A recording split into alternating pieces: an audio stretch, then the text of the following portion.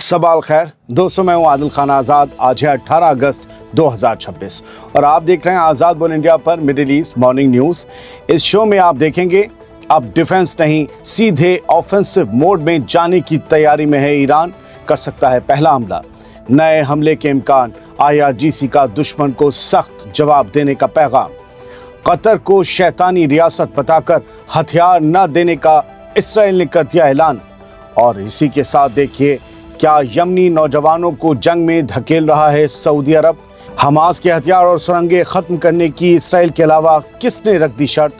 Iran की जंग से अमेरिका को 44 साल बाद हुआ रिकॉर्ड घटा और नील दरिया के पानी पर मिस्र और इथोपिया के बीच खिंच सकती है जंग की तलवार। शुरुआत करते हैं शो की पहली बड़ी खबर। ईरान अब डिफेंसिव नहीं ऑफेंसिव मोड में जाने की तैयारी कर रहा है।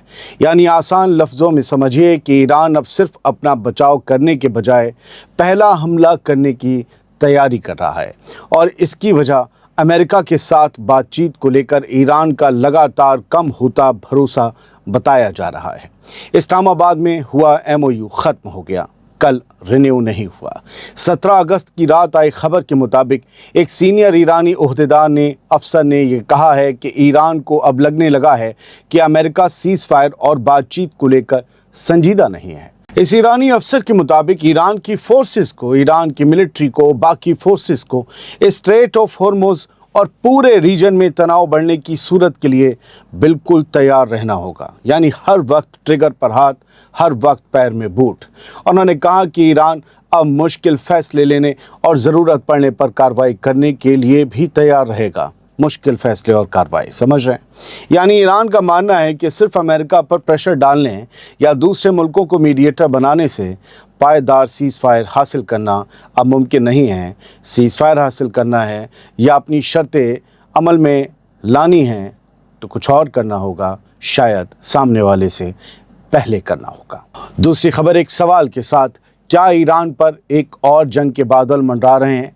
ये सवाल इसलिए क्योंकि ईरान की IRGC ने किसी भी नए हमले की सूरत में दुश्मन को सख्त जवाब देने का ऐलान किया है।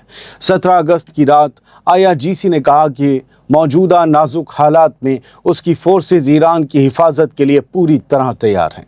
IRGC ने ईरान के लोगों को यकीन दिलाया है कि उसकी फोर्सेस अपनी तमाम सलाहियतें इस्तेमाल करने के लिए पूरी तरह से रेडी हैं और मुल्क की दूसरी ताकतवर फौजी फोर्सेस के साथ मिलकर काम कर रही हैं। यानी IRGC और ईरानी आर्मी, ईरानी मिलिट्री दोनों के बीच पूरा कोऑर्डिनेशन है।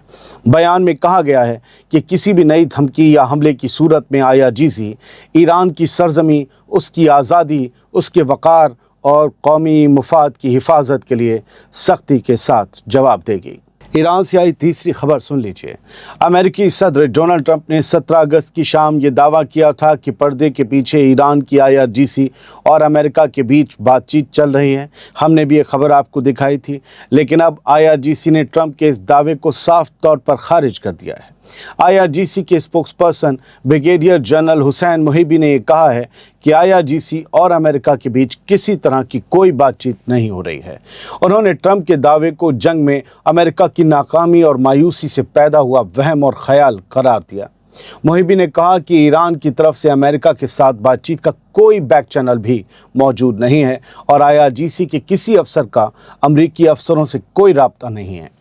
यानी डोनाल्ड ट्रंप पर्दे के पीछे बातचीत का दावा कर रहे हैं, जबकि IRGC साफ कह रही है कि अमेरिका के साथ कोई बातचीत नहीं हो रही। और इस बयान से फिलहाल यही साफ होता है कि ईरान की तरफ से अमेरिका के साथ किसी नए डिप्लोमेटिक चैनल के खुलने का कोई इशारा नहीं दिया गया है। लेकिन अगर ट्रंप झूठ बोल रहे हैं तो मेरे दिल में एक सवाल ये आता है कि अमेरिका के प्रेसिडेंट को क्या अपनी इज्जत की फिक्र है? अगर वो झूठ बोल रहे हैं तो ऐसे दावे क्यों करते हैं जो कुछ ही घंटों में पलट दिए जाने हों? और अगर वो सच बोल रहे हैं तो फिर कोई सबूत क्यों नहीं देते? आप सुनिए एक अलग खबर। अब इसराइल को कतर भी एक बड़ा दुश्मन नज़र आने लगा है और इसीलिए इस्राएली मीडिया ने खबर दी है कि अब इसराइल ने कतर को तमाम डिफेंस एक्सपोर्ट रोकने का फैसला किया है और उसे एक शैतानी रियासत करार दिया है। किसने? इसराइल ने। किसे? कतर को। 17 अगस्त की रात सामने आई रिपोर्ट के मुताबिक इसराइल ने कतर को आगे किसी भी तरह के डिफेंस सिस्टम, हथियार या मिलिट्री सामान की बिक्री रोकने का फैसला किया है। रिपोर्ट के मुताबिक पहले मंजूर किए गए सामान की सप्लाई के साथ पुराने सिस्टम की मेंटेनेंस और टेक्निकल मदद भी अब बंद कर दी जाएगी। बताइए, इनका तो कोई डायरेक्ट लेना देना ही नहीं है, कोई सामान ना बेच रहे हैं, डायरेक्ट ना खरीद रहे हैं। इसराइल और कतर के बीच सीधे कोई डिप्लोमेटिक ताल्लुकात नहीं है दोस्तों, इसीलिए हथियारों की कोई सीधी बिक्री भी नहीं होती है। लेकिन इसराइली रिपोर्ट के दावे के मुताबिक अमरीकी डिलीवरी के जरिए कतर तक इसराइली डिफेंस टेक्नोलॉजी और इक्विपमेंट्स पहुंचता रहा है। अब इसराइल के इस फैसले की वजह भी समझिए। अगर ये फैसला हुआ है तो इसराइल का इल्ज़ाम है कि कतर लंबे अरसे से हमास के लीडर्स को पनाह देता रहा है और इसराइल हमास के बीच बातचीत में अहम किरदार निभाता रहा है। कतर पर हमास को मजबूत करने और मोटा पैसा मुहैया करवाने का भी इल्ज़ाम है, जिसकी वजह से उसने इसराइल के खिलाफ एक लंबी जंग आसानी से लड़ी। इसी वजह से इसराइल ने अब कतर के साथ डिफेंस के मैदान में भी अपने ताल्लुकात और मदद रोकने का फैसला किया है। अब देखते हैं दोस्तों कि लोग किस बात पर ज़्यादा यकीन करते हैं कि कतर इसराइल से हथियार खरीदता था या कतर हमास को पैसे से मजबूत करता था, जिससे हमास ने बड़ी तादाद में हथियार भी खरीदे। कमाल ये है कि ये दोनों दावे इसराइली मीडिया से सामने आए हैं और वो भी एक ही रिपोर्ट में। अब हमने तो दोनों की बात कह दी, मानने वाले एक ही मानेंगे। आगे बढ़ते हैं। यमन की हूथियों ने एक बार फिर सऊदी अरब पर बड़ा इल्ज़ाम लगाया है और कहा है कि सऊदी अरब यमन के जुनूबी इलाकों के नौजवानों को अपने मुफाद के लिए लड़ाई में धकेलने की कोशिश कर रहा है। 17 अगस्त को सामने आई खबर के मुताबिक यमन के अल महरा सूबे की लोकल अथॉरिटी के चीफ अल-कतबी अल-हुसैन अल-फारजी ने ये कहा है कि सऊदी अरब की हिमायत से जनूबी सूबों के नौजवानों को भर्ती करने की कोशिश तेज़ हो गई है। अल-फारजी के मुताबिक इन नौजवानों को सरहदी इलाकों और लड़ाई के मोर्चों पर भेजने की तैयारी की जा रही है। उन्होंने इल्ज़ाम लगाया कि इस भर्ती का मकसद जनूबी यमन के नौजवानों और फ़ौजी ताकत को कमज़ोर करना है, वहाँ के समाज को तोड़ना है और अहम इलाकों और बॉर्डर क्रॉसिंग्स पर अपना कंट्रोल बढ़ाना है। सेम यही इल्ज़ाम हूथीज़ पर हैं। कुछ हूथी लड़ाके परसों पकड़े गए थे, हमने आपको बाइट भी दिखाई थी। वो कह रहे थे कि हमें हूथीज़ और ईरानी कमांडर्स ने ये कहकर जंग में भेजा कि तुम्हारे सामने सऊदी और अमरीकी दुश्मन खड़े होंगे। जब हम यहाँ आए तो हमने देखा हमारे सामने यमनी ही थे। तो इस तरह के, और वहाँ भी नौजवानों को भर्ती करने के इल्ज़ाम, दोनों तरफ की बात करें तो यही इल्ज़ाम दोनों तरफ से लगाए जा रहे। और जाहिर सी बात है, जंग में नए लड़ाके चाहिए होते हैं और नौजवान खून सबसे ज़्यादा हिम्मतवर होता है, सबसे ज़्यादा ताकतवर होता है, मशीनें पलट के रख देता है, गाड़ी भी पलट देता है, और सबसे ज़्यादा बेरोज़गार भी वही होता है। बढ़ते आगे। हमास के हथियारों के साथ ही उसकी सुरंगों को तबाह करने की शर्त ही गज़ा में अमन का ज़रिया बना दी गई है और इसका बाकायदा प्लान भी तैयार हो गया है।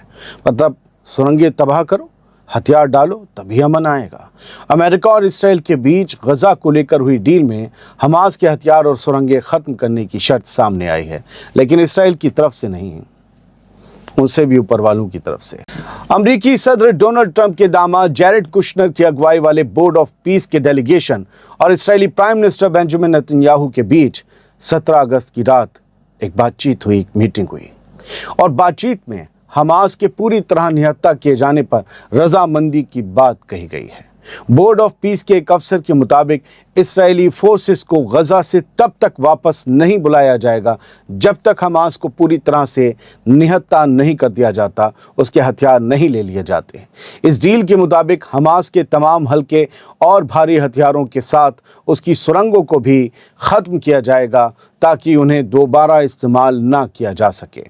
बोर्ड ऑफ पीस के इस अफसर के मुताबिक इसराइल को अपने बचाव का पूरा हक भी हासिल रहेगा और अगर हमास दोबारा हमले करता है या फिर से हथियार जमा करता है या किसी हमले की कोशिश करता है तो इसराइल कार्रवाई कर सकेगा। और इसराइल के लिए बड़ा आसान है, कह देना ये तो हमले की कोशिश कर रहा था, हमला कर देगा। यानी बोर्ड ऑफ पीस ने इसराइल को वायलेंस करने की खुली छूट दे दी है इसराइल को। तो फिर सवाल ये उठता है कि इंटरनेशनल स्टेबलाइजेशन फोर्सेस जो गज़ा में आएंगी, क्या गज़ा में पुदीने में से धनिए की पत्तियां छांटने के लिए आएंगी? यही वो काम करेंगी? कमाल हैरत है। आप एक तरफ से हथियार ले रहे हैं और दूसरी तरफ से कह रहे हैं कि तुम्हें अख्तियार है हमला करने का, नेतन्याहू को, और उसे क्या चाहिए। इस तरीके से गजा में कभी अमन नहीं आ सकता। बढ़ते हैं आगे। इसराइल के नफरती मिनिस्टर बेजलेल स्मोट्रिच ने यह कहा है कि हमास के लीडर से बातचीत नहीं करनी चाहिए बल्कि उन्हें मार डालना चाहिए। बताइए, 17 अगस्त को स्मोट्रिच ने गजा को लेकर बेंजामिन नेतन्याहू के सख्त मौकिफ की तारीफ की, लेकिन साथ ही कहा कि हमास को खत्म करने के दावे के साथ उसके लीडर्स से बातचीत करना आपस में मेल नहीं खाता। यानी नेतन्याहू के तहत सबको खत्म कर देंगे, बातचीत हो रही। जैरेड कुशनर, ट्रंप के दामाद, कल बैठे थे हमास के लीडर्स के साथ, ये कहा गया। बेजलेल स्मोट्रिच ने कहा है कि हमास के लीडर्स जिंदा ही नहीं होने चाहिए, यानी बातचीत करने के बजाय उन्हें मार डालना चाहिए। लेकिन इसके बाद स्मोट्रिच ने नेतन्याहू की टांग भी खींची, नेतन्याहू के ऊपर तंज कसा। स्मोट्रिच ने आगे बढ़ते हुए कहा कि गजा को लेकर नेतन्याहू के मौजूदा मकसद अभी आधे रास्ते तक ही पहुंचे हैं, मंजिल तक नहीं। उसके मुताबिक बाकी आधा मकसद गजा पर पूरी तरह इस्राएली कब्जा होना चाहिए और यहाँ तक कि गजा में इस्राएली बस्तियाँ भी कायम की जानी चाहिए। यानी स्मोट्रिच सिर्फ हमास को ख़त्म करने की बात नहीं कह रहा, बल्कि गजा पर पूरा इस्राएली कंट्रोल और वहाँ इस्राएली सेटलमेंट्स कायम करने की भी डिमांड कर रहा है। ईरान की जंग ने अमेरिका को 44 साल बाद एक रिकॉर्ड झटका दिया है। अमेरिका के स्ट्रेटेजिक पेट्रोलियम रिजर्व में कच्चे तेल का स्टॉक 1982 के बाद सबसे निचले लेवल पर पहुंच गया है। 82 के बाद अमरीकी सरकार के आंकड़ों के मुताबिक 14 अगस्त 2026 तक रिजर्व में 29 करोड़ 34 लाख बैरल कच्चा तेल बचा था, जबकि एक हफ्ते पहले ये तादाद 29 करोड़ 87 लाख बैरल थी। यानी सिर्फ एक हफ्ते में रिजर्व से करीब 53 लाख बैरल तेल कम हो गया। इनमें करीब 10 crore 9 lakh barrel sweet crude और 19 करोड़ 25 लाख बैरल सौर क्रूड शामिल है। अमेरिकी एनर्जी इंफॉर्मेशन एडमिनिस्ट्रेशन के पुराने आंकड़ों के मुताबिक इससे पहले दिसंबर 1982 में अमेरिका के इस स्ट्रेटेजिक रिजर्व में इतना कम तेल था। बात उस मुल्क की जिसकी बात बहुत कम होती है। मिस्र ने नील दरिया यानी नील नदी के पानी को लेकर इथोपिया को सख्त वार्निंग दे दी है और इस वार्निंग में जंग की बू आ रही है। खबर के मुताबिक एक मिस्री अफसर ने कहा है कि मिस्र किसी भी मुल्क को नील दरिया के पानी का बहाव अपने कंट्रोल में लेने की इजाज़त नहीं देगा। ये बयान इथोपिया के वाटर एंड एनर्जी मिनिस्टर के उस बयान के बाद आया है जिसमें नील नदी पर और डैम बनाने की बात कही गई थी। पहले से था एक और डैम। मिस्र का कहना है कि इथोपिया का इस तरह एक तरफा फैसला करना इंटरनेशनल कानून की खुली खिलाफ वर्जी है और इससे मिस्र और सूडान के पानी पर असर पड़ सकता है। इथोपिया से मिस्र, मिस्र से सूडान, ऐसे पानी जाता है। मिस्री अफसर ने कहा कि मिस्र के पास अपने लोगों के नील से जुड़े हक और मुफाद की हिफाजत के लिए कई तरह के रास्ते मौजूद हैं, कई तरह के रास्ते। उन्होंने साफ कहा कि मिस्र और सूडान की तरफ जाने वाले नील के पानी को कोई भी मुल्क अपने कंट्रोल में नहीं ले सकता। यानी अगर बात से बात नहीं बनी तो मिस्र ने फ़ौज का इस्तेमाल करने का इशारा भी इथोपिया को दे दिया है। तभी तो कई तरह के रास्ते की बात कही गई। वैसे मैं आपको एक चीज़ और बता दूं, इथोपिया और इसराइल के ताल्लुकात इस दौर में बहुत गहरे हैं, बहुत ज़्यादा। और कोई कुछ भी कह दे, तुर्की और मिस्र इसराइल की आग के कांटे हैं। ऑक्युपाइड वेस्ट बैंक, कब्जे वाले वेस्ट बैंक की बात करते हैं। यहाँ इसराइली फ़ौज और जूइश सेटलर्स की कार्रवाई लगातार बढ़ती जा रही है और कुसरा गांव में 3 फ़लस्तीनी फैमिलीज़ अब भी अपने घरों में घिरी हुई हैं। कुसरा में जूइश सेटलर्स यानी यहूदी सेटलर्स की ये घेरेबंदी अब एक हफ्ते से ज़्यादा वक्त से जारी है। सोचिए, उनके पास कोई नया सामान एक हफ्ते से नहीं आया। अगर खाने पीने की चीज़ें ख़त्म हो गई तो क्या होगा। और रिपोर्ट्स के मुताबिक गांव के मेयर को इसराइली फ़ौज की तरफ से बताया गया है कि मौजूदा कार्रवाई कल देर रात तक जारी रह सकती है। सेटलर्स को हटाने का ड्रामा चल रहा है लेकिन हो नहीं रहा। उधर रामल्ला के मगरिब में मौजूद शुकबा शहर पर इसराइली फ़ौज ने कंट्रोल कर लिया है, जहां कई मोहल्लों में फ़ौजियों की तैनाती की गई है और बड़े पैमाने पर टीयर गैस छोड़ी गई है। वेस्ट बैंक के हालात पर पोप ने भी फिक्र जाहिर की है। फ़लस्तीन की वफ़ा न्यूज़ एजेंसी के मुताबिक जेनिन के शुमाल मशरिक में फक्वा गांव में 2 फ़लस्तीनियों को भी गिरफ्तार किया गया है, जिन्हें ज्यूइश सेटलर्स ने पहले उस वक्त पकड़ा था जब वो अपने खेत में फल तोड़ रहे थे। उन्हें गिरफ्तार कर लिया। रिपोर्ट्स के मुताबिक इन दोनों को इलाके में नए बनाए गए लीगल इसराइली आउटपोस्ट के करीब उनकी ज़मीन से हिरासत में लिया गया। उधर सालफित के शुमाल में हारिस गांव में भी इसराइली फ़ौज और पुलिस ने रेड की ताकि इसराइली सेटलर्स को इलाके में दाखिल होने के लिए सिक्योरिटी दी जा सके। यानी कब्ज़े वाले वेस्ट बैंक में एक तरफ फ़लस्तीनी फैमिलीज़ अपने घरों में घिरी हुई हैं, कैद हैं, दूसरी तरफ फ़ौजी रेड्स, गिरफ्तारियां और सेटलर्स के नाजायज़ इल्लीगल मिलिशिया सेटलर्स के हमले लगातार जारी। इन्हें इसी नाम से बुलाया करें क्योंकि इसराइल के अंदर इन्हें टेररिस्ट सेटलर भी बुलाया जाता है, दंगाई भी बुलाया जाता है। हमारे यहाँ वाले कुछ अलग किस्म के इनके जो हैं वो गुन गाते हैं, लेकिन जो हैं वो बोलना चाहिए।